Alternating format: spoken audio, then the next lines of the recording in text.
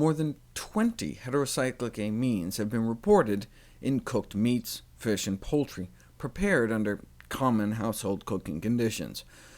To reduce one's exposure to these cooked meat carcinogens, one could, of course, eat vegetarian, or even just refrain from eating meat for 24 hours, and the levels of the two chief heterocyclic amines drop to 0. So if you practice meatless Mondays, by Tuesday morning, the levels of FIP and MEIQX, one of the most potent mutagens ever tested, becomes ND, non-detectable.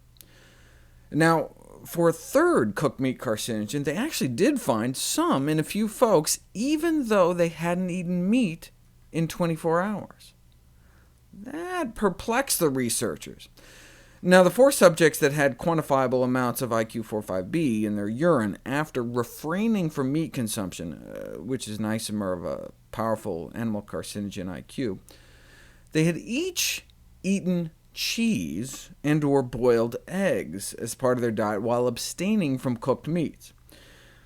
IQ and several other heterocyclic amines have been reported in fried eggs, so it's possible that IQ45B, which forms at temperatures well below 100 degrees Celsius, may be present in boiled eggs, or possibly other foods containing creatinine, such as cheese.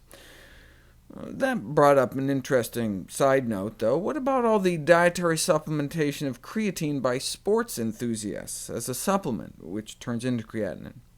They speculate that high consumption of creatine supplements could result in the formation of genotoxic heterocyclic amines in the body, a cautionary note for both vegetarians and meat eaters alike. Another finding of cooked meat carcinogens in a vegetarian was reported in a study comparing the levels of FIP growing out in people's hair. It was detected in hair samples of all 6 of the meat eaters they tested, but was detected in 1 out of the 6 vegetarians. Now, it was low, just above the kind of level of detection, so they kind of dismissed it, suggesting that exposure occurs primarily through the consumption of cooked meats or poultry, and that non-meat-derived sources of exposure are probably negligible, but not if you smoke. Remember, these carcinogens are found in cooked meats, poultry, fish, and cigarette smoke.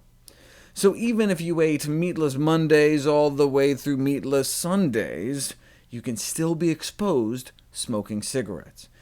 Here's a measure of FIP exposure in smoking meat eaters, non-smoking meat eaters, compared to smoking vegetarians and non-smoking vegetarians.